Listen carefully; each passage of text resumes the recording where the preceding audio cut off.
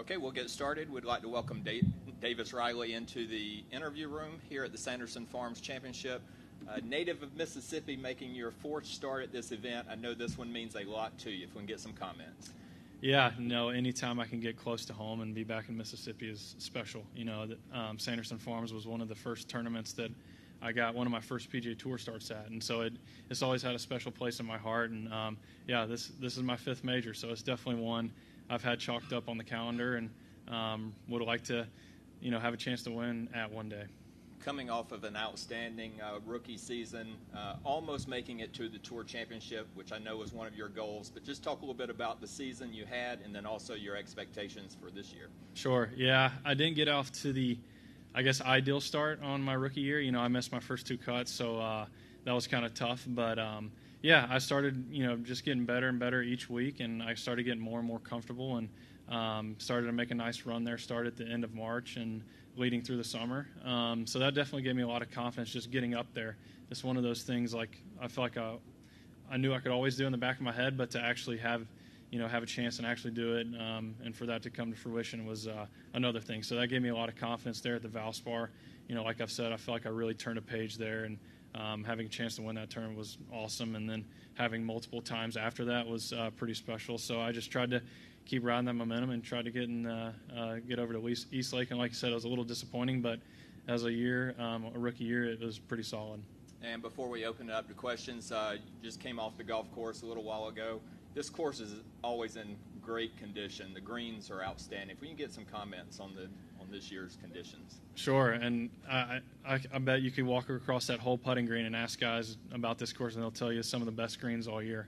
It's an awesome place, and I've been fortunate I grew up right down the road and played a good many high school events here, and have a level of familiarity there. And and finally playing a full season on tour, I would say this is definitely one of the best stops all year. The course is awesome, and obviously being a hometown kid, just having some crowds out there and a little extra noise and a little extra weight out there is really fun to be a part of.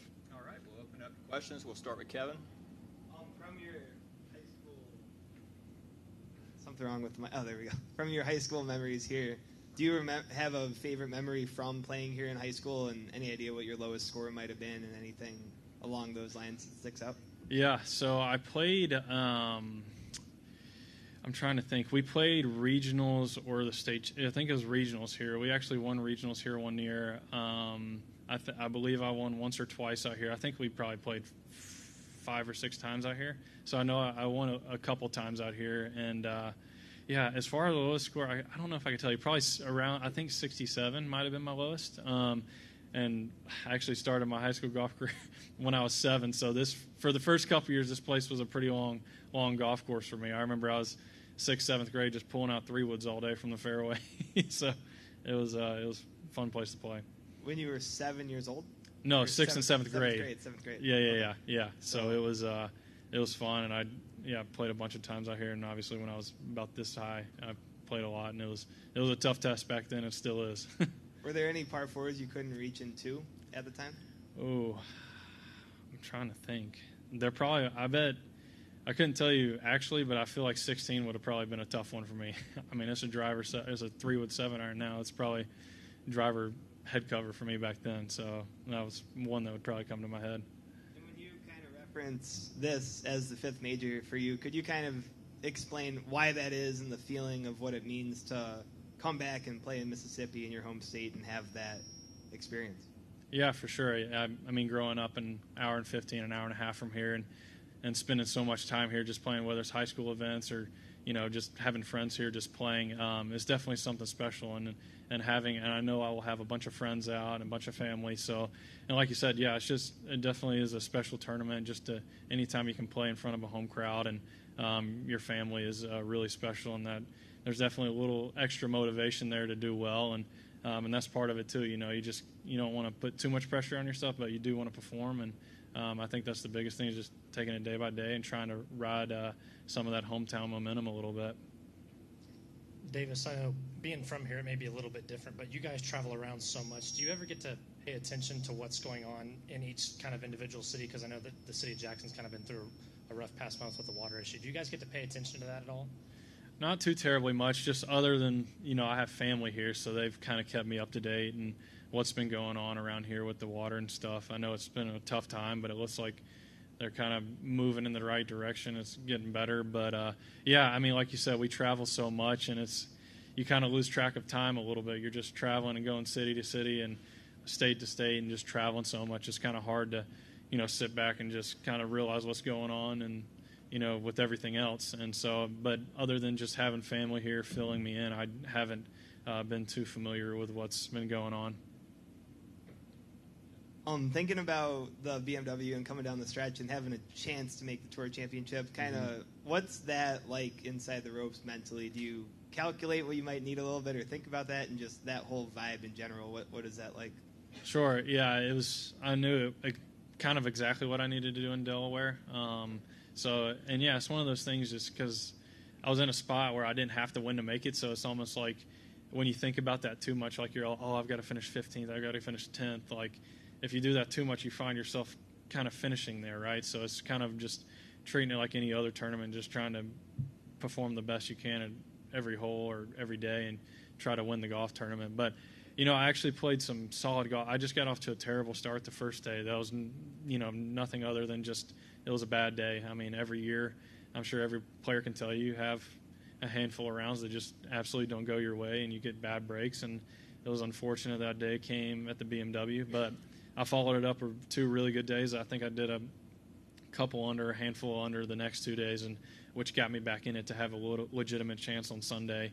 And I just had a okay day Sunday, which kept me out of it. But yeah, I mean, when it's a goal of yours at the beginning of the year to make the Tour Championship and just have that, you are nervous. I mean, you're thinking about it, you want to do it so bad, and you're kind of right on the front doorstep of one of your biggest goals. But yeah, I feel like me and my caddy Lance did a good job of just trying to take care of the task at hand. And yeah, and I can say that I gave it my all, and unfortunately came up short. But good thing there's always next year. And we were talking just before coming on, but you said you followed a little bit of the Korn Ferry Tour Championship this year? Yes. I tuned in whenever I could. I remember watching some of the guys, and I remember watching Evansville. I believe Justin Suh won there, right? And, yeah, just watching them finish up and stuff like that I did. What type of memories does that bring back, kind of following the KFT and the numbers and the status and all that stuff? Yeah. I was fortunate. I mean, we had the COVID year, so when I finished up, we had played 40-some-odd events. And I was lucky enough to get off to that really good. I won twice in 2020, had an okay year in 2021. So I was kind of always – I felt like I was in the safe zone a little bit, so I wasn't one of the guys that was having to grind it out, which was kind of nice. And but it's always cool. You're still nervous, right? Because, I mean, the number is so important as well, where you finish on that priority list for when you come out here to guarantee start. So, yeah, it's nerve-wracking, and Evansville is it's a very intimidating golf course, and it makes you – and at that event, you're going to get the best players rise to the top, right? Because it's one of the toughest courses all year, and it's very demanding, and you're just – I mean, you can't just sit still and relax on any shot out there. So when you see the guy – clutch up there towards the end, it's really fun to watch. And yeah, I'm just thinking right now, there's so many of those shots that I'm just nervous thinking about out there at Evansville, the island green on 16, 17, 18. I mean, it's one of the best finishes all year. Did you watch any of the President's Cup or follow any of that at all? No, I followed the results. To be honest with you, I watched a handful of shots. I didn't watch too much of it. I was kind of back here, playing golf, hanging out with friends, and so I was just busy off doing none other than just busy doing other things.